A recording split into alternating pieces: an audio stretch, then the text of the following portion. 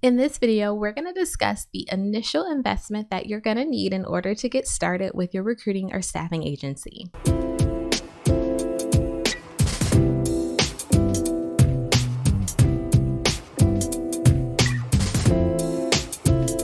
Hey, what's up YouTube? It's Natasha, the business recruiter here. Welcome back to my channel. So when it comes to you starting a recruiting or staffing agency, it's first important for you to understand exactly what it is that you want to do. Is it a recruiting agency or is it a staffing agency? Contingent on what the answer to that question is ultimately going to determine exactly where you need to focus your time as well as your money. And the reason that I say that is because the requirements that are associated with starting a recruiting agency look very different than starting a staffing agency.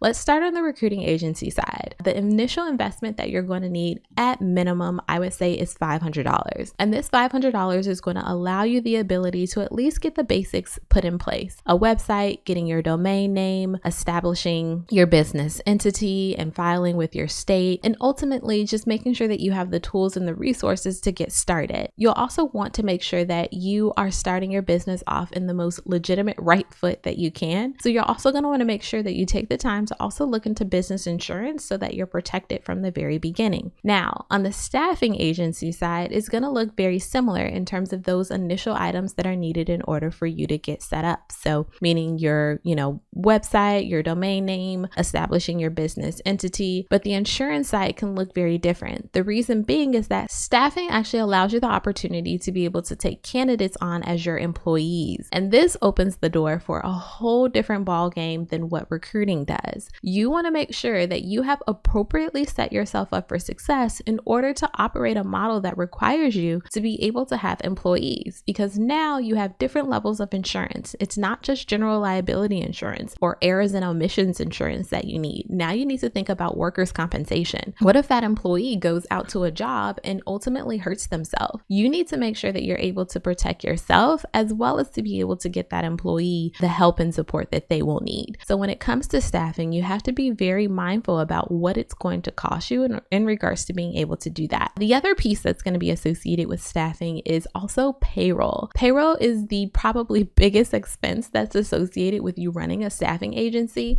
because again, you have to have the ability to be able to pay your employees and pay them on time. This is often where a lot of staffing agencies run into trouble, is because they don't have the appropriate amount of funds allocated to be able to support the payroll to pay their employees on time. Staffing agencies are highly regulated, especially in regards to the state level. So there's not just federal laws that are associated with running a staffing agency. There's also state laws as well. Those state laws can be different contingent on the state that you're working in. So you have to be very mindful of these items before you actually get started. Now, none of this is to say that starting a staffing agency is not going to be helpful and or useful for you, or that it can't be done, especially if that's what your goal is. It's to really have you think through what are some of those items that you need to take into consideration and ultimately determine, is this going to be the path that you want to take? Considering the fact that the initial investment to start a staffing agency is going to actually require a lot, one of the things that I recommend to you is that you actually start a recruiting agency. Get your recruiting agency to a point where it's profitable, and then from there, use those funds that you've been able to generate via your recruiting agency to then start your staffing agency. This is the safest way for you to go about doing it.